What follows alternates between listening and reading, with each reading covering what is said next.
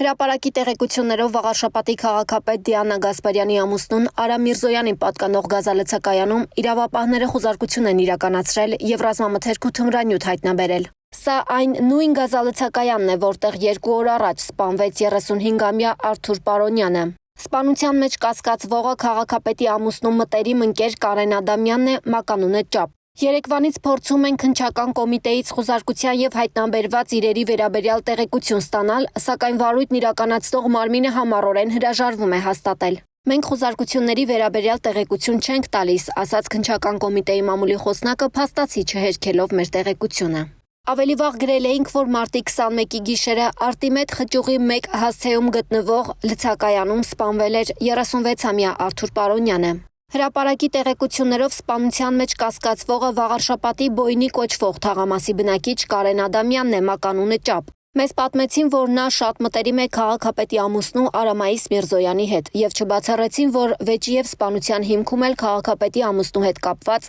թեմա կա։ Ճապն ու Արամիկը իրար հալալ են պրիզնատ գալիս ու այս թեման շատ շուտվա բազարա։ Ճապը գողական է գնում, բայց զակոննի գող չի, նախկինում էլ աչքի ընկել նմանատիպ պատմություններով, մեծ է զրույցում ասաց վաղարշապատի բնակիչներից մեկը։ Կարեն Բադամյանը մեր տեղեկություններով սպանությունից հետո դիմել է փախուստի, նրան իրավապահները դեռ չեն հայտնաբերել։ Ներքին գործերի նախարարությունից հայտնել էին, որ նախնական տվյալներով մարտի 22-ին ժամը 1:30-ի սահմաններում Արմավիրի մարզի Արտիմեդ բնակավայրի սկզբնամասում գտնվող գազալցակայանի տարածքում մի խումբ անձանց միջև վիճաբանություն է եղել, արդյունքում տղամարդը կրակոց է արձակել 36-ամյա Արթուր Պարոնյանի ուղղությամբ։ Բժշկական կենտրոնում գիտակցության չգալով Պարոնյանը մահացել է։ Քննչական կոմիտեի մամուլի խոսնակ Կիմա Ավդալյանը հրապարակին հայտնեց, որ գազալցակայանում տեղի ունեցած սպանության դեպքի առթիվ նախաձեռնված քրեական վարույթի նախաքննության ընթացքում մեկ անձի նկատմամբ հարուցվել է հանրային քրեական հետապնդում, քրեական օրենսգրքի 335-րդ հոդվածի առաջին մասով եւ 155-րդ հոդվածի առաջին մասով նախաքննությունը շարունակվում է։